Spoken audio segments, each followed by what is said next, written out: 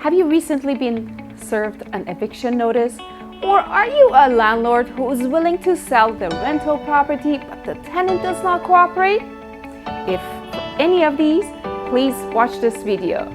Hello, my name is Shirin Saleh. I'm the owner and managing broker of 88 West Realty. With 12 licensed property managers, we do have a fairly large number of rental properties, and on a daily basis we have to deal with concerns and challenges, and also we receive calls from individuals who are seeking our advice on how to evict a tenant or how to dispute an eviction notice. For that reason, I noticed that this is a hot topic. I chose to talk about ending a tenancy in BC today. But before delving into this topic, let me tell you about the two types of tenancy. One, fixed term tenancy, which, as the name states, it starts on a specific date and ends after 6 months or 1 year, 2 years on a specific date. The second one is a month-to-month tenancy agreement. So each of these two terms of agreement implies different types of ending tenancy. I'm going to explain why one by one.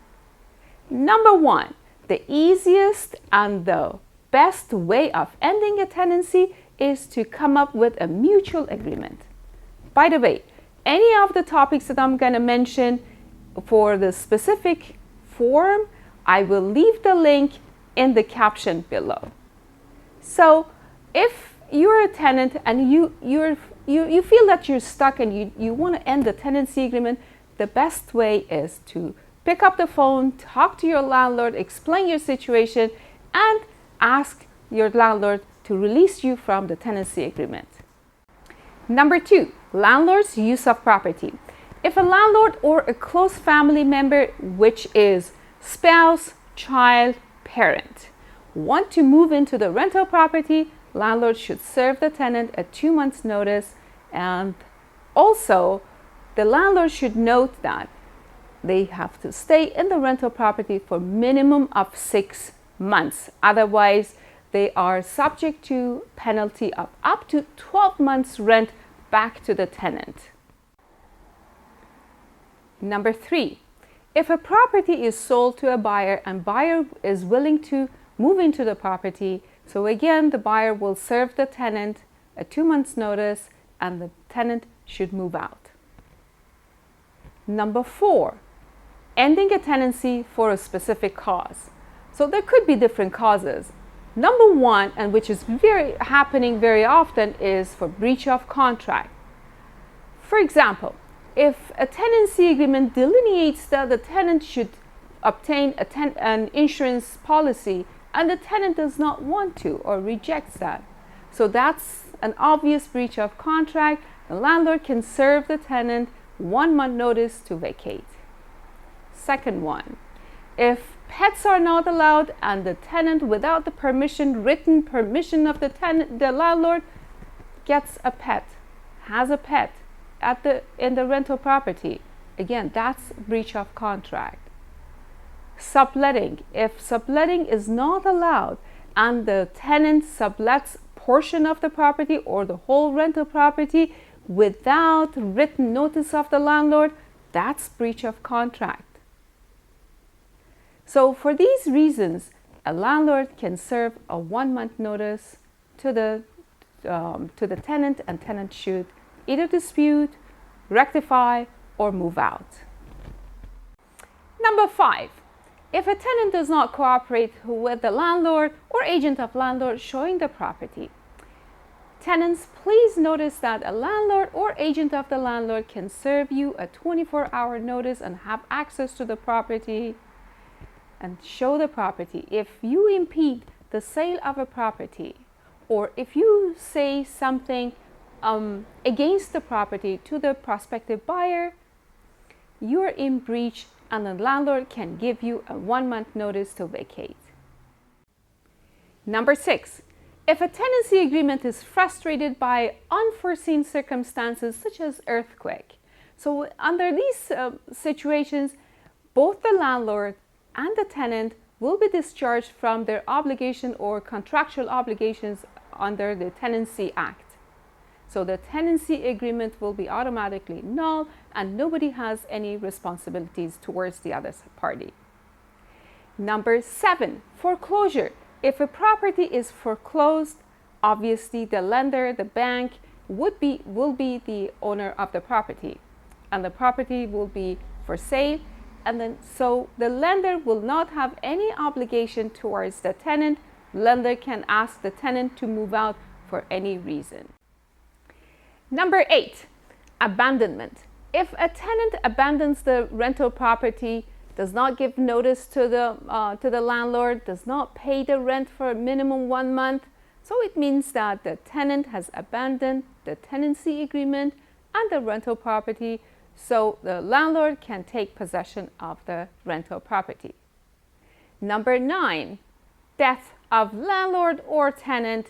Either of these, so the tenancy agreement will still be valid and the executor or administrator should continue with either paying the rent or asking the landlords for written agreement or permission to allow themselves to sublet the rental property, or come up with a mutual agreement and end the tenancy agreement. Number 10, if a tenant needs to go to a home care because of the specific health issues or because of the age, so the tenant can serve the landlord 1 month notice and ask to end the tenancy agreement. Number 11, if a tenant feels insecure or there is any family violence at the property and then the tenant needs to move and change address, again, under that circumstances, the tenant can serve the landlord 1 month notice and move out of the rental property without any financial penalty. Now that I've explained to you the reasons you can end the tenancy agreement, let me talk about 4 different types of notices to vacate. Number 1, 10-day notice.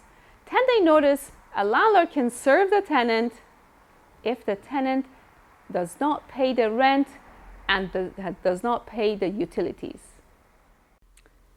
Number 2, 1 month notice. A landlord can serve the tenant a 1 month notice to vacate for different reasons. For example, if the tenant has not paid security and pet deposit, for the unreasonable number of occupants in a rental property, for causing excessive damage to the rental property, if the tenant has been late for the rent payment for 3 months, if the tenant has sublet the property without obtaining written permission from the landlord, if the tenant has pet in the property and the landlord or the tenancy agreement does not allow that, if the tenant poses a risk to the other neighbors or to the landlord, if the tenant causes excessive noise, throws parties, late night parties. For all these reasons, the landlord can serve the tenant a 1 month notice to vacate. Number 3, 2 months notice. Landlords, if you want to move into the rental property, please make sure you give your tenant a 2 month notice plus 1 month compensation. And if it is a fixed tenancy agreement, you cannot do anything. You have to wait until the end of the tenancy agreement. If it is a month to month, that's quite possible. Give them 2 months notice. Number 4, 4 months notice to vacate, which is renoviction. Government of BC has recently made some changes. Now, the landlords cannot serve any notice to the tenants for the purpose of renovation or demolition of the property. They have to first apply a tenancy board, and then there are certain things that they have to do, get all the permits, and then make sure that tenancy board arbitrator will accept the renoviction notice. the tenants are entitled to receive only 1 month compensation. So, landlords, if you're planning to demolish your property, or if you think that you have to completely renovate the property, please make sure to follow the recent changes of the renovation laws. If you found this video useful, please follow us, subscribe, and leave your comments below. Stay tuned until the next video.